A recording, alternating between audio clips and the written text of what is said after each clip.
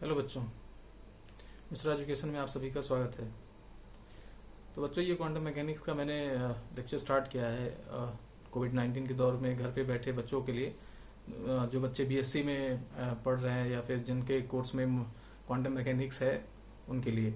तो quantum mechanics कहीं कहीं तो क्वांटम मैकेनिक्स का करके पूरा पार्ट रहता है, और कहीं कहीं मॉडर्न फिजिक्स के कुछ हिस्से में भी क्वांटम मैकेनिक्स डाल दिया जाता है। जैसे इलाहाबाद यूनिवर्सिटी के बीएससी के कोर्स में सेकेंड ईयर में आपका ये क्वांटम मैकेनिक्स एक यूनिट है। तो कुछ पार्ट हमें सेकेंड ईयर में पढ़ने को मिलता है, फिर थर्ड ईयर में जब बीएससी थर्ड ईयर में जाते हैं तो वहां पे भी एक क्वांटम मैकेनिक्स का एक पेपर होता है, तो उसको और भी पढ़ते हैं। तो फिलहाल ये जो कुछ टॉपिक आपको हम इलाहाबाद यूनिवर्सिटी का मैच करता रहेगा, मैं उसको इन्फॉर्मेशन दूंगा। तो जो हम लोगों ने पार्टिकल इंडिंग पोटेंशियल वेल या इनफाइनाइट स्क्वायर वेल या इनफाइनाइट पोटेंशियल वेल जो पीछे के लेक्चर्स में हमने देखे, वो आपके कोर्स में है। अब जो नेक्स्ट टॉपिक हम लोग जो चल रहे हैं, ये भी आपके इलाहाबाद यूनिवर्सिटी के मॉडर्न फिजिक्स के यानी सेकेंड ईयर के मॉडर्न फिजिक्स पेपर में इंक्लूडेड है। और जो जिन बच्चों को अगर प्रॉब्लम है अपने यहाँ, तो वो अपने यूनिवर्सिटी की वेबसाइट से सिलेबस डाउनलोड करें और अपने टॉपिक को देखें कि क्या आपके कोर्स में है कि नहीं। हालांकि ये टॉपिक क्वांटम मैकेनिक्स के कोर्स में रहता ही रहता है। ठीक है, तो चलिए स्टार्ट करते हैं। यहाँ पे हम क्या करने वाले हैं, नया जो टॉपिक है, ये इस टॉपिक का पहला वीडियो है। तो ये आप चाहें तो जैसे जो बच्चे आज नए पहली बार मेरा चैनल देख रहे हैं, वो please need of quantum mechanics को जरूर देखें। नीड ऑफ क्वांटम मैकेनिक्स का जो प्लेलिस्ट है उसमें प्ले आपका ये सेव है, उसको जरूर देखें ताकि ये समझ में आए कि ये क्या करने जा रहे हैं, इसमें क्या हमारा इसमें रोल है। तो उसके बाद आप उसमें एक और वीडियो, दो और वीडियोस देखने आपको पड़ेंगे। एक आपका श्रोडिंगर वेव इक्वेशन का टाइम इंडिपेंडेंट और एक time dependent Schrodinger wave equation. अगर आप ये देख लेते हो तो आपको जो कंसेक्यूटिव वीडियोस हैं वो देखने की जरूरत नहीं है। लाइक जैसे आपने देखोगे तो ढेर सारे पोटेंशियल स्टेप के इनफाइनाइट पोटेंशियल के 5 या 6 वीडियोस हैं, तो उनको देखने की जरूरत नहीं। लेकिन फिर भी आपके पास टाइम है तो उनको भी देखिए, क्योंकि वो भी इम्पोर्टेंट है। ठीक है, तो ये आपका स्टेप पोटेंशियल या पोटेंशियल बैरियर के नाम से आपके कोर्स में होगा। ठीक है, तो ये क्या होता है कि इसमें एक आपका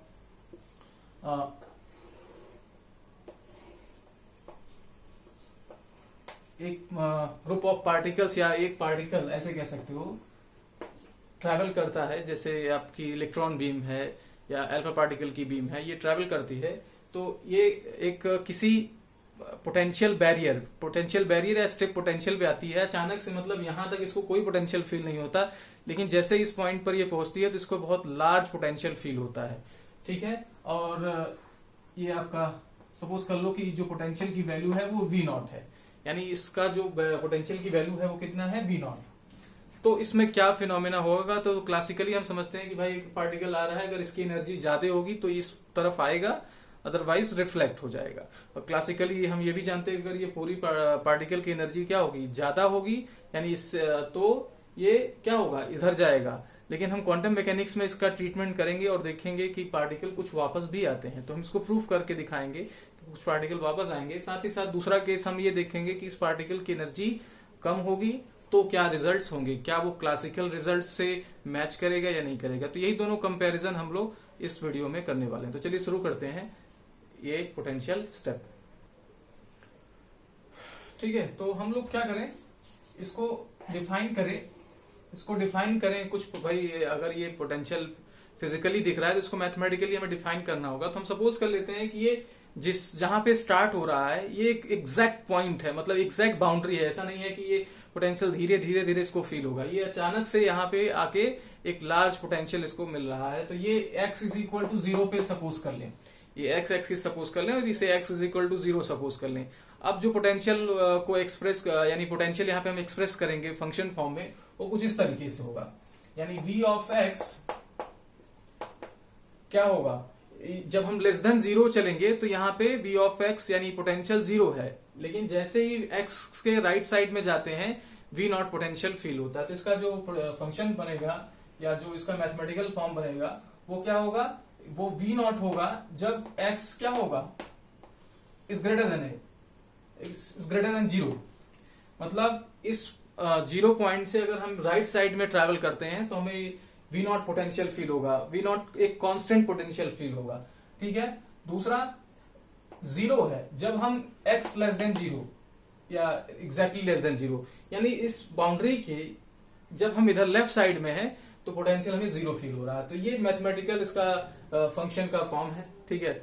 अब हम लोग क्या करेंगे, इसमें हम आपको पहले भी बता चुके हैं कि पूरे क्वांटम मैकेनिक्स में किसी भी सिस्टम का अगर हमें कुछ निकालना है तो वो निकालना है साई वेव फंक्शन, और वेव फंक्शन के अकॉर्डिंग हम सारी चीजें जान सकते हैं, ठीक है। तो हम यहाँ पे श्रोडिंगर वेव इक्वेशन सॉल्व करेंगे। श्रोडिंगर वेव इक्वेशन सॉल्व करने के बाद एक नया कॉन्सेप्ट इंट्रोड्यूस करेंगे करंट डेंसिटी का। तो करंट डेंसिटी जब आएगी तो मैं आपको वहां बताऊंगा। फिर उसके बाद हम देखेंगे कि कितना इंटेंसिटी या कितना एम्पलीट्यूड रिफ्लेक्ट होता है, कितना ट्रांसमिट होता है, ये सब सारी चीजें चेक करेंगे। तो चलिए श्रोडिंगर वेव इक्वेशन यूज करें। अब क्वेश्चन ये उठता है कि श्रोडिंगर 2 वेव इक्वेशन प्रोवाइड कराए हैं, एक आपका टाइम डिपेंडेंट, एक टाइम इंडिपेंडेंट, तो हम कौन सा यूज करें। तो देखिए जहां पर आपको पोटेंशियल क्या हो, पोटेंशियल आपका टाइम से इंडिपेंडेंट हो, तो यहाँ पे आपका देखिए पोटेंशियल जो है वो टाइम इंडिपेंडेंट है, यानी इस पे आप पहले देखेंगे तब भी इतना रहेगा, बाद में देखेंगे तब भी इतना रहेगा, यानी कॉन्स्टेंटली पोटेंशियल बना हुआ है। तो टाइम पे डिपेंड नहीं कर रहा है, इस वजह से हम कौन सा इक्वेशन यूज करें, श्रोडिंगर टाइम इंडिपेंडेंट इक्वेशन, ठीक है। तो एक पहला रीजन और ये दूसरा रीजन, ठीक है। हम सपोज कर लेते हैं कि जो पार्टिकल यहाँ पे इंसिडेंट हो रहा है वो पार्टिकल m मास का है, उसकी एनर्जी कितनी है E, ठीक है।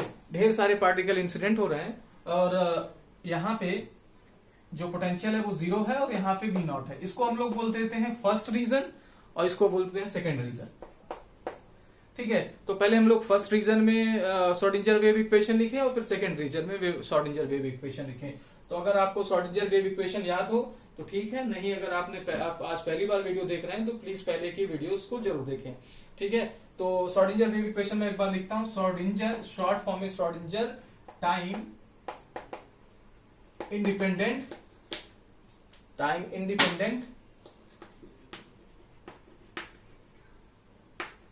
वेव इक्वेशन, ठीक। तो क्या होता है भाई, ये होता है d2 psi over dx2 plus यहां पे 2m अपॉन h cut square e minus v psi is equal to 0। ये आपका श्रोडिंगर वेव इक्वेशन है टाइम इंडिपेंडेंट। टाइम डिपेंडेंट को आप पीछे जाके देख सकते हैं, ठीक है। तो अब हम क्या करें, हम सपोज कर लें कि जो इधर फर्स्ट रीजन में है उधर वेव फंक्शन psi1 है और सेकेंड रीजन में वेव फंक्शन psi2 है। सेलेक्ट हमें सिंबॉलिकली रिप्रेजेंट करना होगा, तो हमने फर्स्ट रीजन में वेव फंक्शन को psi1 लिया और दूसरे रीजन में वेव फंक्शन को psi2 लिया। तो हम फर्स्ट रीजन में बात करें, इन फर्स्ट रीजन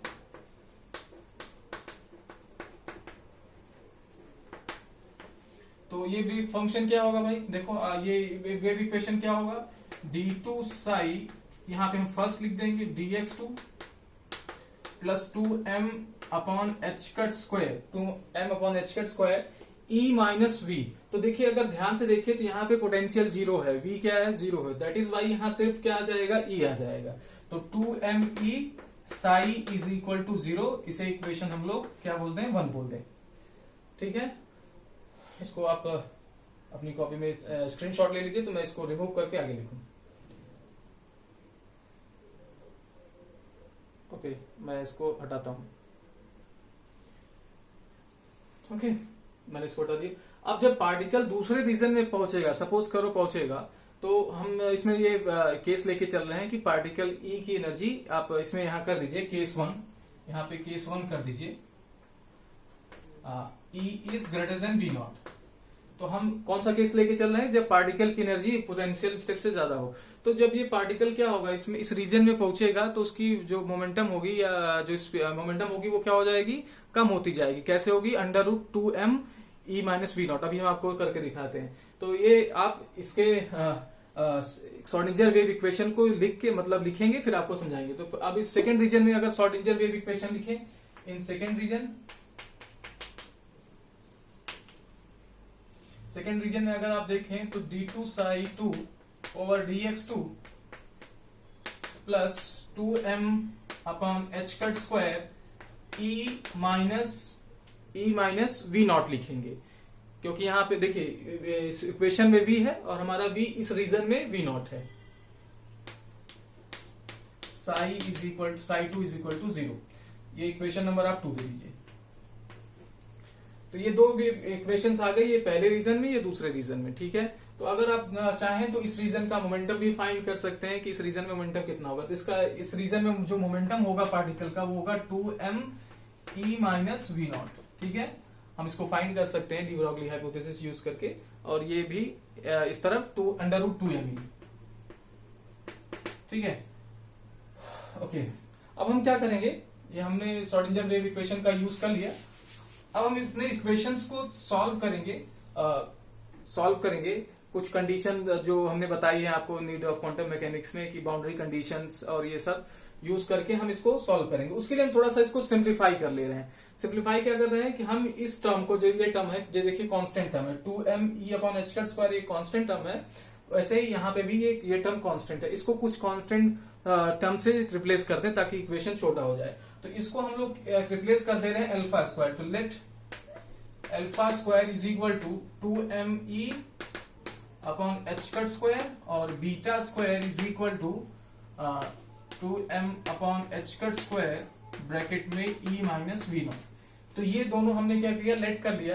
तब हमारे जो इक्वेशंस हैं वो किस में कन्वर्ट हो जाएंगे, इक्वेशन 1 एंड 2 बिकम्स, देखें ये इक्वेशन 1 किस में रिप्लेस हो जाएगा, किस में चेंज हो जाएगा, d2 Sai first over dx2 plus यहां हो जाएगा α² साई, ये फर्स्ट रीजन में है, तो फर्स्ट इज इक्वल टू 0। ये आपका इक्वेशन 3 हो गया। इसमें इक्वेशंस ध्यान से देखेंगे,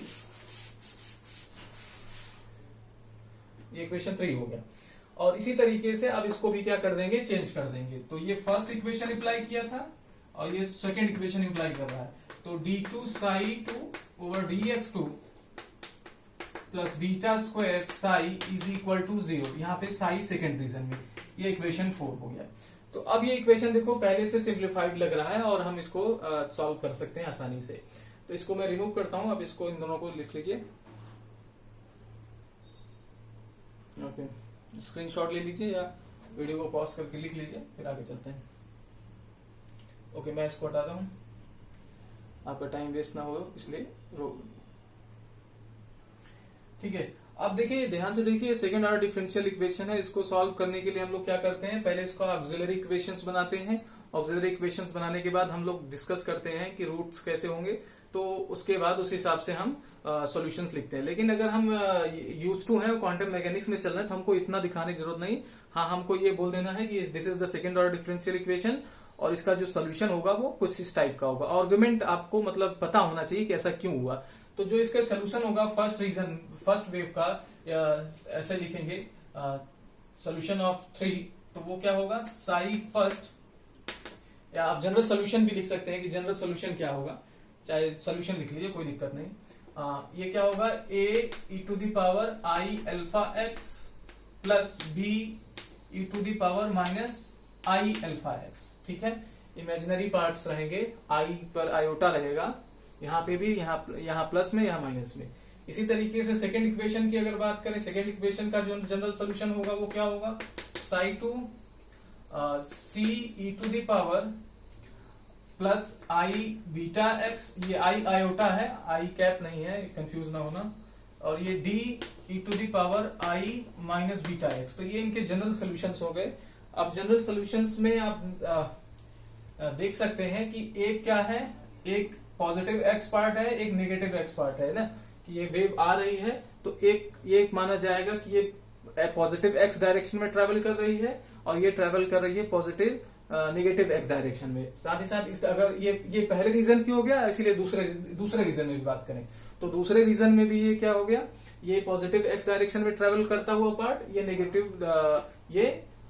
नेगेटिव डायरेक्शन में। अब आप देखिए थोड़ा सा, अगर आप थोड़ा समझिए कि ये एक बाउंड्री है, कुछ पार्टिकल अगर यहाँ आता है तो कुछ अगर मान लो रिफ्लेक्ट होता है, तब वो क्या होगा, जैसे ये पार्ट आया, ठीक है, तो इसका कुछ रिफ्लेक्शन हो सकता है, तो होने के बाद ये इधर वापस आएगा।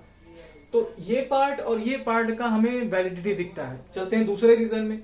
तो दूसरे रीजन में जब ये पार्टिकल इधर की तरफ आएगा तो ठीक है, ये इस तरीके से जाएगा आगे, लेकिन रिफ्लेक्ट नहीं होगा। अगर जब इधर ये आ ही गया तो रिफ्लेक्ट नहीं होगा। क्यों? क्योंकि यहाँ पे कोई फिर और ऑब्स्टिकल नहीं है। तो ये अगर एक बार इसको पार कर गया, इसको क्रॉस कर गया, तो वो आगे की तरफ बढ़ता चला जाएगा। तो ये वाला पार्ट का कोई सिग्निफिकेंस हमारे सिस्टम में नहीं लगता। तो फिजिक्स में मैथमेटिक्स हम लॉजिकली करते हैं, सिस्टम जैसा बिहेव करता है उसको हम कंसीडर करते हुए करते हैं। ऐसा नहीं कि हम मैथमेटिक्स ही नहीं करते, हम ये देखते हैं कि हमारा सिस्टम कैसे बिहेव कर रहा है। दैट इज वाई इस पार्ट का यहाँ पे कोई रोल नहीं बचता हमारे सिस्टम में। हमारा जो ये केस है, हमारा जो ये सिस्टम है, उसमें इस पार्ट का कोई रोल नहीं दिखता। दैट इज वाई ये पार्ट क्या हो जाएगा, जीरो हो जाएगा। ये पार्ट क्या हो जाएगा, जीरो हो जाएगा। तो अब हम जो इक्वेशन लिखेंगे वो कुछ इस तरीके से हो जाएगा। तो ये साई 2 आपका जो होगा, ये आर्गुमेंट देंगे कि in the left, in the region of x is greater than 0 there is no boundary, so wave will not be reflect, hence this part will be 0। तो ये आपका 0 हो जाएगा बच्चे। तब आपके पास जो इक्वेशन, सेकेंड रीजन का जो इक्वेशन होगा वो कुछ इस तरीके से बचेगा। तो अभी तक हम लोगों ने 4 इक्वेशंस किए हैं, ये हो गया 5 और ये इक्वेशन हो गया 6। तो ये हम लोगों ने कर लिया। ये मैं इसलिए लिख रहा हूं कि इक्वेशंस का ऑर्डर ना चेंज हो, ठीक है। तो ये हमारे पास वेव इक्वेशंस आ गए दोनों रीजन के। ओके, अब हम लोग कैलकुलेट क्या करेंगे, कैलकुलेट ये करेंगे कि कितना पार्ट वेव आया, कितना पार्ट गया, कितना पार्ट ट्रांसमिट हुआ, ठीक है। तो इसको मैं करता हूं, आप इसको लिख लीजिए, फिर आगे चलते हैं। स्क्रीनशॉट ले लीजिए। तो अब हम बाउंड्री कंडीशन से अप्लाई करते हैं। बाउंड्री कंडीशन क्या, कि जब ये वेव आएगा तो इस पार्ट, कुछ पार्ट अगर इधर जा रहा है तो उसकी कंटिन्यूटी होनी चाहिए, यानी ये इस पर्टिकुलर बाउंड्री पर भी क्या होना चाहिए, कंटिन्यूअस होना चाहिए। एक दूसरा, इसका फर्स्ट ऑर्डर डेरिवेटिव भी इस रीजन और इस रीजन या बाउंड्री पॉइंट पर कांस्टेंट होना चाहिए। ओके, तो चलिए करते हैं। यानी साई फर्स्ट कॉमा ब्रैकेट में x इज इक्वल टू 0, मतलब इस पॉइंट पर इज इक्वल टू ये कंटिन्यूटी की कंडीशन, ये पहली कंटिन्यूटी की कंडीशन हो गई।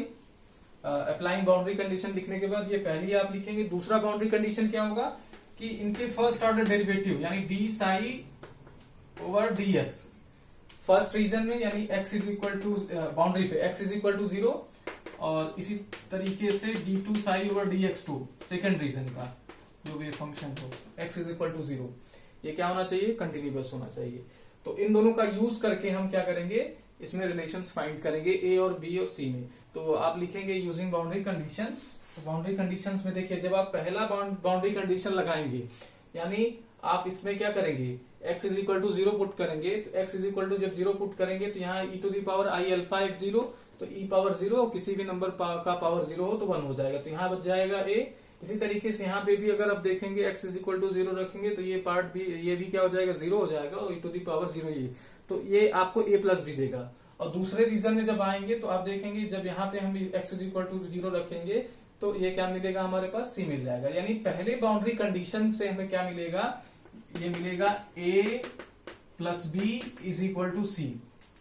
जब हम लोग पहला बाउंड्री कंडीशन यूज करेंगे तो हमारा जो रिजल्ट आएगा वो ये आएगा। ए बी सी क्या है, amplitudes of the respective waves, मतलब जो wave x direction, positive x, negative x, तो उनके एम्पलीट्यूड्स हैं ये।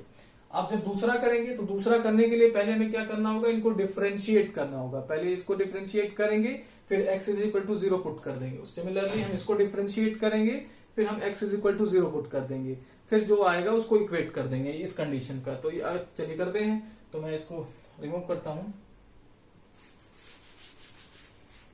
ठीक है। तो चलिए पहला अगर करें तो अगर हम इसको डिफरेंशिएट करेंगे तो ये क्या होगा, a e to the power x, ax का तो e to the power ax होता है, फिर आगे आ जाता है जो टर्म एक्स्ट्रा रहता है, तो ये i अल्फा आगे आ जाएगा, e to the power i alpha x, ठीक है। सिमिलरली जब हम इसको डिफरेंशिएट करेंगे तो ये माइनस आगे आ जाएगा और ये आ जाएगा b to the power b bracket में i अल्फा और ये i अल्फा x, ये आपका पहला। अब अगर हम इसमें 0 पुट कर दें, क्योंकि ये कंडीशनली हमें 0 पुट करना है, तो 0 जब पुट करेंगे तो ये टर्म्स क्या हो जाएंगे, अपने आप हट जाएंगे। तो जैसे ही 0 पुट करेंगे तो ये पार्ट क्या हो जाएगा, 0 हो जाएगा। तो मैं इसको हटा दे रहा हूँ, 0 नहीं ये 1 हो जाएगा, तो ये पार्ट आपके क्या हो जाएंगे, हट जाएंगे। तो हमारे पास जो फाइनली आएगा वो आएगा e to the power b bracket में i अल्फा, ये आपका लेफ्ट हैंड साइड आ गया। राइट हैंड साइड में अगर आप देखिए इसको जब हम डिफ्रेंशिएट करेंगे तो सी ब्रैकेट में आई बीटा आ जाएगा, और सी थोड़ा बड़ा लिखें, सी ब्रैकेट में i beta e to the power i beta x, लेकिन फिर x is equal to 0 put कर देंगे तो ई टू दी पावर 0 हो जाएगा, और 0 होने के कारण ये क्या हो जाएगा, 1 हो जाएगा। तो ये हमारे पास इक्वेशंस आ जाएंगे। तो यहाँ जब इक्वेशन ऑफ कंटिन्यूटी यूज कर रहे हैं, बाउंड्री कंडीशंस यूज कर रहे हैं, तो हमारे पास दो कंडीशंस आ रही हैं, और वो दो कंडीशंस कौन कौन सी हैं, एक तो ये है और दूसरा वो a plus B is equal to c. Okay, तो ये हमारे पास बाउंड्री कंडीशंस आ गई, जिसे हम इक्वेशन ऑफ 6, ये इक्वेशन 7 और 8 कहते हैं। ठीक है, चलिए अब हम वीडियो को बहुत बड़ा न बना के, क्योंकि आपको देखने में बोरिंग फील होने लगता है, ये यहीं पर स्टॉप करते हैं, इसे लेक्चर 1 में अज्यूम करते हैं। फिर लेक्चर 2 हम 2 दिन के बाद, यानी आज वेडनेसडे है तो थर्सडे एंड फ्राइडे, सैटरडे को हम इसका सेकेंड लेक्चर अपलोड करेंगे, जिसमें हम आगे का प्रोसेस करेंगे। लेकिन आपको इसको नोट करके रखना है इसी इक्वेशंस के फॉर्म में, ताकि हम आगे जब बात करेंगे तो इन्हीं इक्वेशंस में बोलेंगे कि इक्वेशन 1, इक्वेशन 2, इक्वेशन 3 क्या था, इसके आगे इसी पे बेस्ड रहेगा। तो इसको आप रिवाइज करें, ये आपके यहाँ बहुत इंपॉर्टेंट है, न केवल यहाँ पे। फिर जो बच्चे जैम के बारे में सोच रहे हैं, या जेस्ट या जेआर और टीआईएफआर के बारे में सोच रहे हैं, तो उनके लिए भी ये पोर्शन इंपॉर्टेंट है। इसके क्वेश्चंस आ रहे हैं, फ्रिक्वेंटली आ रहे हैं, और अच्छे क्वेश्चंस बनते हैं, जिसको आप आसानी से कर लें। तो हम उनके क्वेश्चंस भी करेंगे, लेकिन पहले हम लोग थियरी डिस्कस करेंगे, क्योंकि मैं देख रहा हूँ कि यूट्यूब पे बहुत सारे चैनल चल रहे हैं जो कंपटीशन लेवल के चल रहे हैं। अच्छी बात है, सभी लोग बहुत अच्छा कर रहे हैं, लेकिन जो ऐसे बच्चे जो थ्योरेटिकल स्टडी चाहते हैं वो कहाँ पाए। तो मैंने प्रयास किया कि चलिए मेरे पास जितना नॉलेज है उतना मैं आपको प्रोवाइड कराऊं।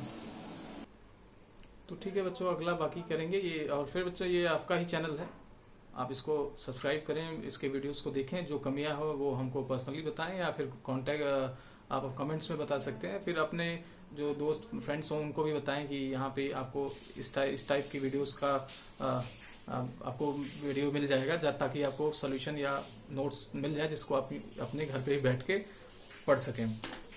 ओके, तो बच्चे चैनल को सब्सक्राइब करें और वीडियो को लाइक करें, और जो भी आपको जानना हो या कुछ कंप्लेन करना हो तो आप कमेंट बॉक्स में बता सकते हैं। Thank you.